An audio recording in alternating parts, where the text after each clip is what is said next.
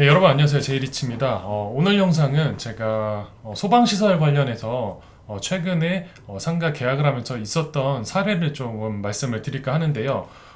창업자분들 중에 본인이 카페라든지 휴게음식점이나 뭐 일반 음식점 영업을 준비를 하고 계신 분들 끝까지 시청하시면 도움이 될 만한 내용이니까요. 한번 지금부터 설명을 드리도록 하겠습니다. 일단은 본인이 영업을 하려고 하는데 1층 상가에서 계약을 하시는 분들은 해당 사항이 없으니까요. 참고 사항으로만 영상을 보시면 되고요. 지하층이나 2층 이상의 상가를 좀 계약을 하시려는 분들께서는 꼭 보시면 도움이 될 만한 내용입니다. 제가 이쪽 한켠에 좀 정리를 해놓은 사항들이 있는데요. 일반적인 경우로 먼저 말씀을 드려보도록 하겠습니다. 여기 이쪽에 일반 음식점, 휴게 음식점, 제과 제빵, 영업신고증이 필요한 업종을 창업을 하는데 대표적으로 구청에 가서 영업신고증을 발급을 받기 위해서는 위생교육 수료 온라인으로도 받으실 수가 있고요. 그리고 보건증, 그리고 신분증을 가져가시면은 영업신고증이 발급이 되게 됩니다. 그런데 이때 지하층이나 2층 이상의 경우에서 면적 기준이 60제곱미터 이상 그리고 100제곱미터 이상의 상가에서 영업을 하려고 하시는 분들은 꼭 체크를 하셔야 될 부분이 소방시설입니다. 소방시설은 절대 뭐 피할래야 피할 수가 없는 기준인데요. 구청에서도 여러분들이 영업신고증을 발급을 받으러 갔을 때 건축물 대장을 파악을 해서 건축물의 면적이 이 기준에 있는 면적을 넘어서게 되면은 소방시설 를 갖추고 나서 안전시설 완비증명서를 제출을 하라고 요청을 합니다. 여러분들이 사전에 준비를 하지 않으셨다고 하면은 시간도 굉장히 많이 소요가 되고 또 비용도 투입이 되기 때문에 지금부터 좀 주의 깊게 들으시면 좋을 것 같습니다.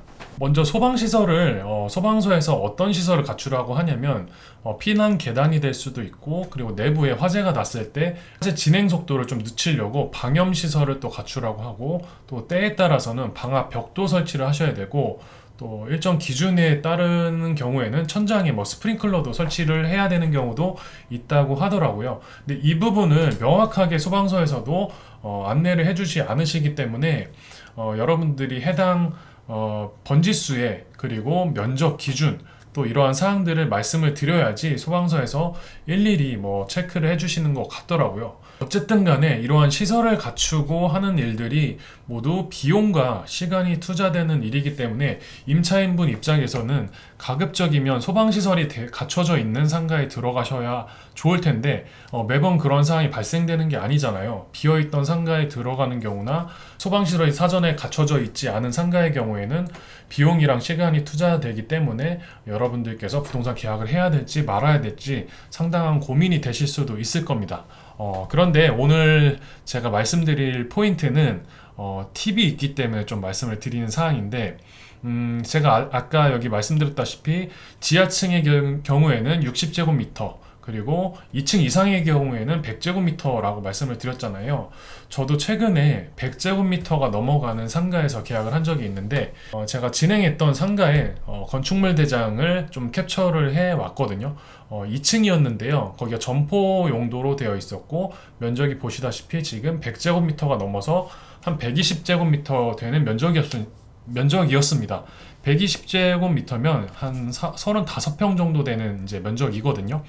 그런데 이런 면적에서 어떻게 소방시설을 갖추지 않고 계약을 진행을 할 수 있었는지 말씀을 드리겠습니다. 이 면적 같은 경우에는 해당 상가의 점포뿐만이 아니라 복도랑 계단 그리고 화장실 면적도 포함이 되어서 이렇게 지금 표기가 되어 있는 상태인데요.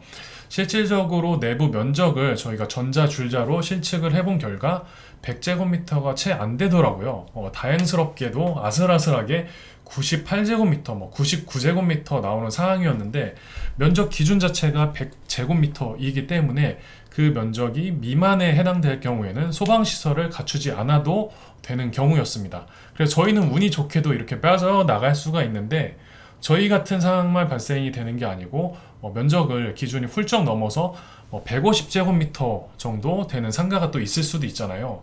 이러한 상가의 경우에는 소방시설을 무조건적으로 갖추어야 되는 게 원칙입니다. 원칙인데 이 부분도 슬기롭게 좀 헤쳐나갈 수 있는 방법이 있어서 또 한 가지 좀 말씀을 드릴까 하는데 여러분들께서 이렇게 네모난 상가가 있다라고 가정을 했을 때 이 면적을 전체를 다 휴게 음식점으로 혹은 뭐 일반 음식점으로 사용을 한다라고 하면은 소방시설을 무조건적으로 갖추셔야 되고 빠져나갈 방법은 없습니다. 그런데 여러분들께서 상가 한쪽 공간에 어차피 창고 공간이 필요해서 우리는 창고를 만들 거야.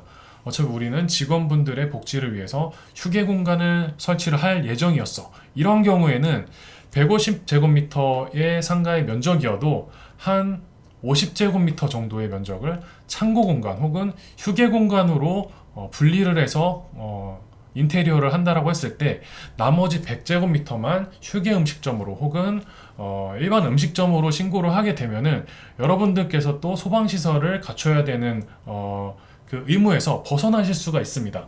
이 부분은 제가 그냥 뭐 뇌피셜이 아니고요. 해당 구청에 관청에 전화를 해서 답변을 받은 사항이고 100제곱미터 미만으로 영업신고를 하고 나머지 면적은 따로 구분을 지어서 뭐 휴게 공간이나 창고 공간으로 배치를 한다라고 하면은 이러할 때에는 소방시설을 갖추지 않아도 된다라고 제가 그 공무원분께 답변을 받았습니다. 여러분들께서 소방시설을 갖춰야 되는데 나는 너무 비용도 많이 들고 시간도 투자될 것 같아서 계약을 포기를 해야 되겠어. 이런 마음을 먹기보다는 제가 말씀드린 사항들을 두 가지 사항을 꼭 체크를 하셔서 문제없이 넘어갈 수 있는 방법도 있다라는 거, 슬기롭게 해결할 수 있는 방법도 있다라는 거 꼭 체크를 하셨으면 좋겠고요. 오늘 영상은 제가 이제 소방시설 관련해서 조금 집중적으로 말씀을 드렸고요. 관련해서 조금 어려움이 있으셨던 분들은 좀 도움이 되셨으면 좋겠습니다. 영상이 좀 도움이 되셨으면 좋아요 버튼과 구독 버튼 눌러주시고요. 저는 또 다음 영상에서 좋은 컨텐츠로 인사드리도록 하겠습니다. 감사합니다.